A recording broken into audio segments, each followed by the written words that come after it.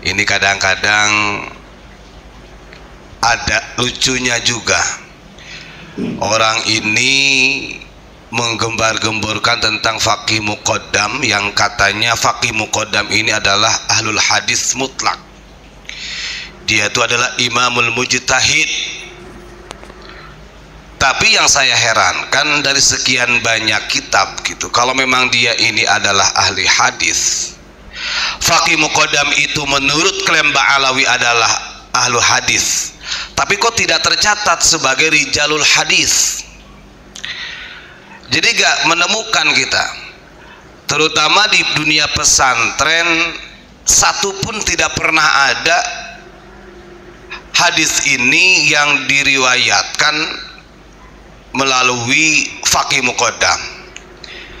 Artinya teori seperti itu kita sulit untuk membuktikannya gitu kan. Ini kelucuan kan, berbeda dengan contoh lah, kalau begitu kalah dong sama Imam Ghazali. Imam Ghazali walaupun beliau tidak pernah mengaku-ngaku dirinya sebagai cucu Nabi, tapi karya ilmiahnya sangat masyhur gitu. Apalagi kalau kita lihat contoh seperti yang disampaikan oleh Habib Muhdar kemarin dengan lantangnya yang mengatakan mazhabul arba'ah, 4 mazhab ini tidak mengingkari Alawi bin Ubaidillah. Nah, ini kan salah satu kelucuan juga. Kalau kita lihat dari kurun tahunnya saja gitu ya, ini kita ngobrol santai, ini berbicara tentang fakta, pelurusan sejarah.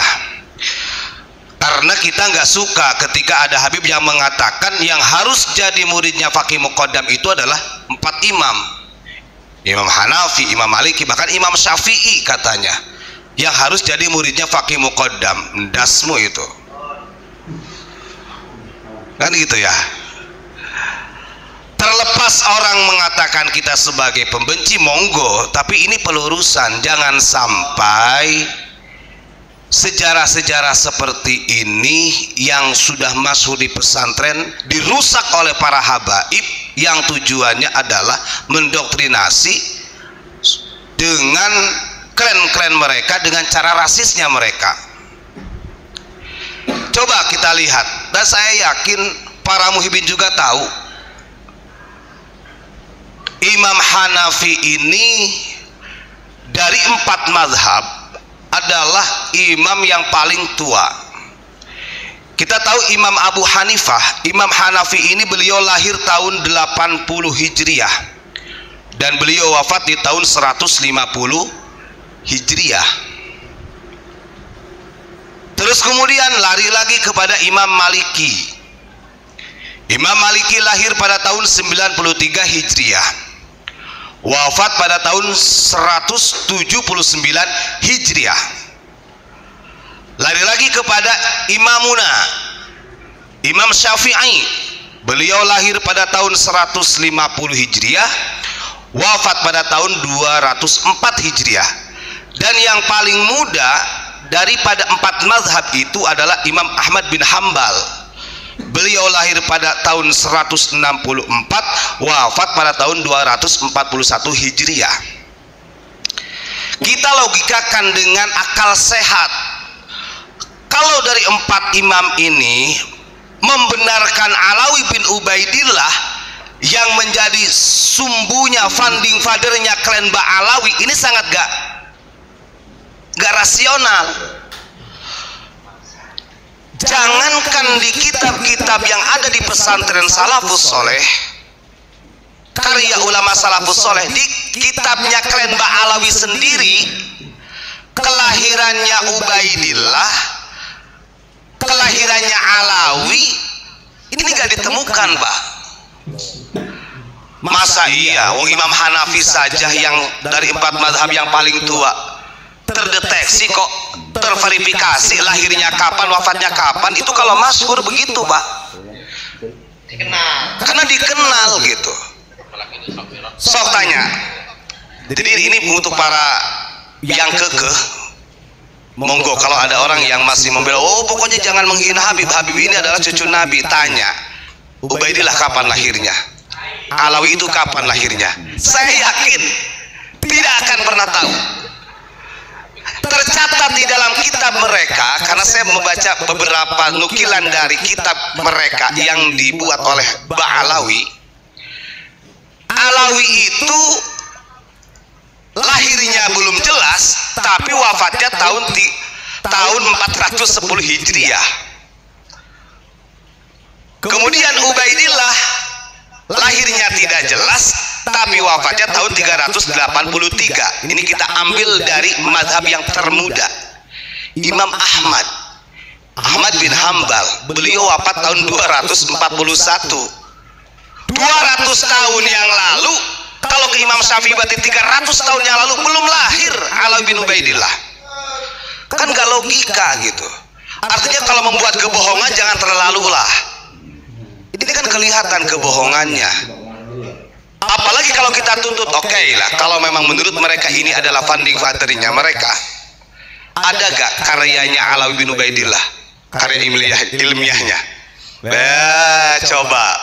Atau kitab kuning yang diajarkan di pesantren. No mas, ini namanya survei membuktikan, bukan kuis saja. Kita berbicara tentang data masalahnya. Oh, unik ini pembenci, bukan benci. Karena dari mereka selalu merusak tatanan sejarah yang sudah ada, bahkan ingin melebihi daripada mazhabul arba'ah. Kita tempeleng mereka. Loh, Hasyim Asy'ari itu gak pernah kok. Andai kata Faqih Muqaddam ini sebagai ulama ahlul hadis yang mutlak mujtahid, yang wathiqah, bahasanya begitu kata mereka, saya yakin Hasyim Asy'ari juga pasti menjadikan sebagai sandaran. Gak ada dalam apa namanya Risalatul Ahlussunnah wal Jamaah. Coba ingat dalam bermadhab, tetap di dalam Nahdlatul Ulama itu kita sebagai madhab Syafi'i dan membenarkan, tidak mengingkari daripada 3 madhab yang lainnya. Kata siapa? Kalau tidak ada cucu Nabi di Indonesia ini akan hancur. Bohong itu. Hasyim Asy'ari tidak pernah mengatakan demikian. Yang ada di dalam Risalah Ahlussunnah wal Jamaah nih, kalau orang NU, beliau mengatakan begini. Yang paling fundamental yang akan membawa kerusakan negara, kerusakannya umat Islam khususnya, jikalau umat Islam ini tidak i'timad kepada salah satu daripada 4 madhab, bukan Faqih Muqaddam. Bagaimana dalilnya? Buka Risalah Ahlussunnah wal Jamaah. Fa'lam anna fil akhdi bihadhil arba'ah maslahatan 'azimatan. Itu kata Hasyim Asy'ari. Ketahuilah, siapa saja orang muslim yang mengambil salah satu dari 4 mazhab, mau Hanafi, mau Imam Maliki, mau Imam Syafi'i ataupun Imam Hambali, yakin maslahatan azimatan, ini akan membawa kemaslahatan yang agung. Sebaliknya, fa'lam anna fil i'radi anha kulliha mafsadatan azimatan. Barang siapa yang mengingkari dari salah satu saja 4 madhab, contoh kita punya madhab Imam Syafi'i, kemudian kita mengingkari madhabnya Imam Hanafi, atau kita mengingkari madhabnya Imam Maliki, ingat kata Hasyim Asy'ari, mafsadatan kabiratan, ini yang akan mengundang kehancuran. Kan begitu. Maka gak elok ketika ada Habib yang mengatakan Faqih Muqaddam yang pantas jadi muridnya adalah Imam Syafi'i, kampleng. Itu pembodohan dan kebohongan yang sangat rusak, dan ini akan merusak akidah umat.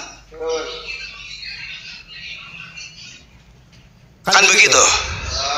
Sudah mah dikait-kaitkan untuk pembelaan seakan-akan imam madhab meyakini Alawi bin Ubaidillah yang belum lahir, ditambah Faqih Muqaddam ini yang layak jadi muridnya adalah Imam Syafi'i. Ya kamplengen. fatwa seperti itu patahkan. Jangan sampai umat yang sudah enak sebenarnya di NU ini sudah tertata sedemikian rupa. Nah, ini adalah salah satu bahayanya daripada yang mengatasnamakan cucu-cucu Nabi seperti disampaikan dalam hadis Nabi, naudzubillahi min zalik deh. Namanya fitnah sarro. Karena saya ingat lihat di beberapa media ini. Saya memahami, oh benar juga ya yang dikatakan kata Nabi fitnah sarro. Artinya sarro ini kan kemegahan, gemerlap. Maka ada salah satu habaib yang mengatakan di Indonesia paling banyak cucu-cucu Nabi, makanya yakin Indonesia aman. Makmur Indonesia, makmur dewe kok. Coba lihat, gemoy-gemoy semuanya tuh para habaib itu. Gak ada yang kuru-kuru. Ulama-ulama kita yang tirakat, Masya Allah. Itu namanya sarro. Karena mereka merasa sudah enak di Indonesia, gak sadar dakhonuha min tahti qadami rajulin min ahli baiti yaz'umu annahu minni, kata Nabi. Mereka ini mengira bahwa mereka ini adalah bagian daripada ahlul baitku. Nah, ini yang paling bahaya.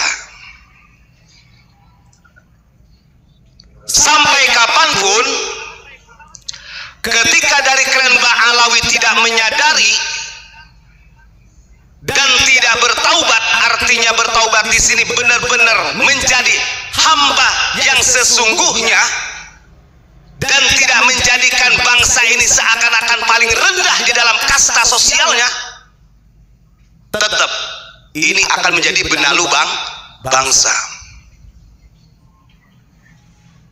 Nah, ini terlepas silahkan mau orang mengatakan kita sebagai pembenci, yang jelas apapun yang disampaikan oleh mereka itu sangat salah.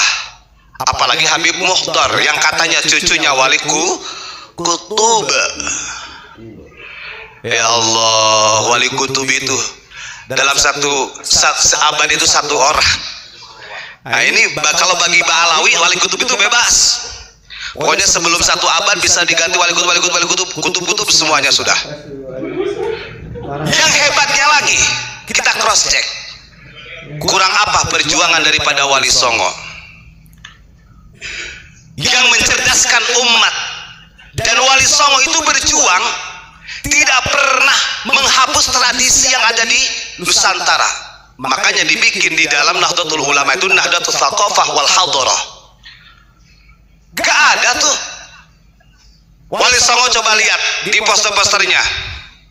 Al-Qutbu Al-Arif Billah Raden Rahmatullah Sunan Ampel, gak ada. Al-Qutbu Al-Arif Billah Sunan Gunung Jati, gak ada. Al-Qutbu Al-Arif Billah Sunan Kudus, gak ada. Coba kita lihat poster-posternya habaib. Al-Qutbu Al-Arif Abu Bakar Gresik, Al-Qutbu Al-Arif Soleh Tanggul, Al-Qutbu Al-Arif, semuanya dikutubkan. Ini pembodohan umat. Kita harus tegas. Emangnya wali kutub itu hanya dimiliki oleh Ba'alawi? Banyak wali kutub yang bukan dari Yaman itu. Karena orang Indonesia diajarkan oleh orang tua kita ini hormat kepada dzurriyyah Rasul, hormat kepada orang alim dari dulu. Karena peradaban akhlakul karimah, coba kita lihat. Kenapa di Indonesia ada istilah Nahdlatul Thaqafah wal Hadarah? Saya yakin tanah Arab yang dulunya jahiliyah, jauh-jauh hari Kanjeng Nabi diutus ke tanah Arab, bangsa Nusantara ini, Indonesia sudah punya peradaban. Maka logikanya begitu. Gak ada cara unggah-ungguhnya seperti Nusantara.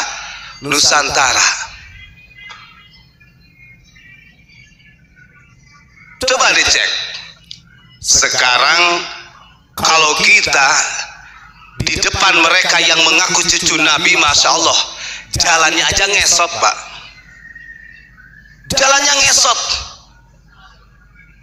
Coba dari klan mereka kepada kiai kita perlakuannya. No. Kalau memang ingin adalah menyamaratakan secara ukhuwah insaniyah, harusnya disamaratakan. Dan masya Allah Pak, aduh, kalau kita lihat ya, sampai anak-anaknya dari Habib ini ada tuh satu, itu kayak disembah-sembah, ya Allah. Nah ini yang harus kita counter nih. Jangan sampai dawir-dawir yang mereka sampaikan terus menerus mendoktrin umat, yang kemudian umat ini menjadi budak. Dan disadari ataupun tidak, cek aja sudah. Ada kata ada yang mengatakan begini, oh saya gak merasa jadi budak. Silahkan, teruskan aja itu sebelum menjadi keset itu. Setelah habis semua. Masya Allah. Nah ya, jadi dalam catatan sejarah ini kalau saya buka Habib Ali As-Sakron, nih ini kuncinya dari situ Pak, perubahan sejarah dari klan Ba'alawi itu. Habib Ali As-Sakron ini adalah salah satu orang yang paling berpengaruh merubah sejarah yang mengkait-kaitan tentang Alawi Ubaidillah kepada Rasulullah. Kalau kita buka sejarahnya Habib Ali As-Sakron,